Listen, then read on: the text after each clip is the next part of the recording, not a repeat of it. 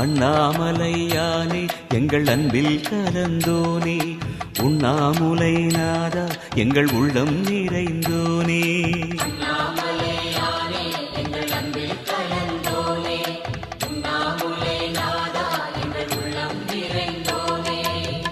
சிவமயமாக தெரிகிறதே, சிந்தையில் சிவயோகம் வருகிறதே, சிந்தையில் சிவயோகம் வருகிறதே.